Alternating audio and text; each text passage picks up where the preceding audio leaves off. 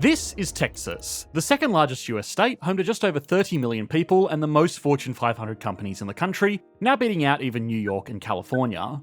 Texas on its own would be the 8th largest economy in the world, ranking above Australia, Brazil, Russia, and even the entire country to their north, Canada, with an annual economic output of nearly $2.5 trillion US. Texas is also doing something that most advanced economies fail to do, maintain stable economic growth, outpacing most global economies of similar size, certainly those that are equally as advanced. And to understand why, we need to, as always, answer a few simple questions. Will Texas be the next internal economic superpower like California? What is it that makes the economy of Texas special on a state, national, and global level? Has Texas just been lucky, or is there a strategic method behind the Texan economic plan? And finally, will its long list of current challenges see it lose out to other rivals within and outside of the USA? Once we've done all of that, we can update Texas's spot on the Economics Explained national leaderboard. While every good macroeconomist will have a strong focus on facts and data, it's impossible to get a sense of a country's economy without understanding a little bit about their culture. So when I travel abroad, I always like to pick up some of the language before I go, and recently my favourite way has been with Speakly, the sponsor of this video. I really prefer to focus on listening and speaking, and Speakly lets you cut out the writing tasks and focus on the part that is more useful to your situation. With other apps, I often forget to open it up and practice, but on the Speakly app I can set reminders at whatever time of day suits me to get into the habit of using the language every day. This is great as it uses the principle of spaced repetition to help my brain get used to using the language on a regular basis and retain more words because I know I'm going to be using it again later. It even has a music section so you can learn the meaning to the lyrics of your favourite foreign language songs, which just makes learning so much easier when you're singing along to the real words rather than some random gibberish that sounds like the real words. You can sign up to Speakly with our link in the description for a 7-day free trial and 60% off an annual subscription. And using our link also supports the channel at no additional cost to you, so you can start learning a new language today. Before we get into it, a small disclaimer is that measuring the exact output of a state is always up for a little bit of debate because the regular international organisations like the International Monetary Fund or the World Bank that usually document national output figures don't do it for Texas because, well, Texas is not a country. But with that out of the way, in exploring the complexities behind a state's economic prosperity, such as Texas, it's important to realise that the Lone Star State's economic dominance is not guaranteed. And unlike sovereign national economies, Texas has certain advantages, but key risks as well. And that has contributed to its history of big booms and big busts. The state as we know it today really got started before it was officially a state when the land was cheap. The promise of opportunity and the rich soil started to attract the new early Texan settlers. The area once acquired by the United States was allowed to hold on to its public lands, which was unusual at the time and was the reason for people to start making something of it. In its most basic form, this is the concept of comparative advantage in economic output. When considering the factors of production, access to public lands created opportunities for cattle and cotton to emerge as industries critical to the state's early growth. Railroads expanded into the region along with the invention of the cotton gin, and it must be recognised the acquisition of labour from the practice of slavery all contributed to create the state's first economic boom. Spinning the white gold into cash crowned Texas as the king of cotton, creating profitability in the short run, but complicating the state's path to industrialisation in the long term. The comparative advantage of land, labour and logistics made the natural resources and infrastructure attractive to people to develop businesses around them. This might explain how the Lone Star State was essentially a sovereign nation for the 9 years before joining the US. As the economy developed around cotton, other agricultural sectors emerged, such as ranching, timber and corn. Resource-rich economies eventually face major problems if they become overly dependent on one industry. Whether that's pulling gold, oil or cotton out of the ground, it all creates the same problems. Today, cotton and cattle are important exports, but are no longer the main growth drivers, so we know that Texas was able to transition its economy to other industry clusters such as energy, advanced manufacturing and technology. A lot of countries, and even other regions in the US, struggle to transition away from resource economies, and this lesson of Texas can teach us a lot about how to successfully make the switch. One thing to recognise though is that it had a few advantages that a lot of resource-rich economies today don't have. One of the biggest things that Texas had going for it was land. The disposition, use and settlement of it transformed the resource into the state's unofficial currency. The Lone Star State used land to reward soldiers, promote settlement and finance the operations of the government. Before transportation infrastructure was an option for moving the state's exports, it depended on the wide open frontier and access and the cultivation of land, which created trade opportunities with the rest of the country. Global trade before the mid-1950s, and even trade between regions in the US, was far less intense than it is today.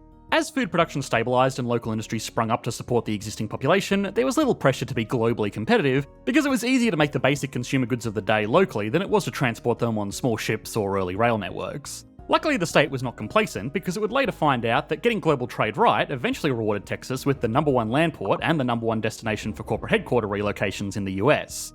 The land grants that paved the way for development in the early statehood days laid the groundwork for the state's business-friendly practices of today. No corporate taxes and no personal state income taxes, which create a competitive advantage when companies consider places for corporate headquarters or relocations. Attracting more people to Texas contributed to the record growth in population, with domestic migration leading the way in the last few years, precisely because of its no personal state income taxes. The #1 state exporting people and companies to Texas is California. Nearly 53,000 households with adjusted gross income of over $7.2 billion made the move between 2020 and 2021, and over half of companies relocating their headquarters are moving from the Golden State to the Lone Star State. If it continues this rate of growth, Texas is tracking to surpass California in population by 2040. The state's investment in higher education through the creation of 2 flagship systems started in the first Texas Constitution. At the time, policymakers probably had no idea just how much of an impact it would have on the state a century later. The investment teed up the state's dominance in advanced manufacturing through public-private partnerships with the state's education system, leading to its position as a top tech exporting state. So, will Texas be the next California? No. But it could be bigger, and that's because of the influence of industry. Its diverse industry clusters make the economy of Texas special on a state, national, and global level. Energy's role in the Texas economy is both an asset and a liability. One of the state's highest growth sectors is as a top producer of wind power in the USA. The state has experienced both record-smashing hot and cold weather, which tested the limits of the state's grid system. Texas may also be associated with crude industries, but the first electronic integrated circuit was built in Dallas in the 1950s, and Texas has continued to pioneer critical tech inventions, leading to increased investment from the state's legislature into initiatives that position the state as the dominant player in both the national and global race for semiconductor production. Ironically, the state's first constitution prohibited banking and made the formation of private corporations difficult, completely the opposite of the free market practices that attract companies to move there and entrepreneurs to start new businesses today. Today, more Fortune 500 companies have headquarters in Texas than anywhere else in the US, 55 to be exact. The state's central time zone, access to transportation infrastructure, and tax-friendly business climate are a big deal when it comes to attracting companies that create more jobs for Texans. The state's central placement in North America has long strengthened Texas's economy when agriculture, oil, and trade were its primary industries. Now companies in industries such as advanced manufacturing not only move to the state, but increase their investment spending, which spurs more innovation. The result is that Texas exported more semiconductors and electronic components than California, Arizona, and New York combined in 2022.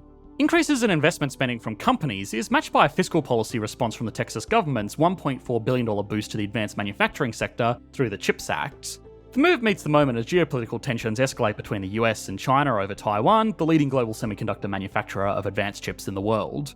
Driving global recognition is important for an economy like Texas, particularly as it relates to moving goods. As global trade intensifies, Texas is well positioned in advanced technology and manufacturing to boost the state's exports. As the top exporting state in the US for the last 21 years in a row, Texas's total trade value rose to $285.6 billion in 2022. The Lone Star State has the most ports of entry in the US, linking its companies with the nation and the rest of the world. The top trade port in the United States is the Port of Laredo in South Texas. As American companies reduce their reliance on factories in Asia and shift their manufacturing to Mexico, Texas is positioned to continue growing as a dominant player in international trade. The state's proximity to Mexico is a challenge and an advantage because Mexico is both the state's top export and import destination. But ongoing tensions at the US-Mexico border complicate supply chains and creates bottlenecks, straining the very trade flows that contribute to the state's record economic growth. Economic and political tensions at the border have accelerated the crisis, and with no federal action in sight to relieve the pressure, it remains one of the state's biggest challenges.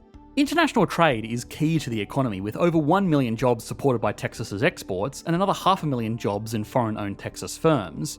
Firms face another crisis on the domestic front, a tight labour market.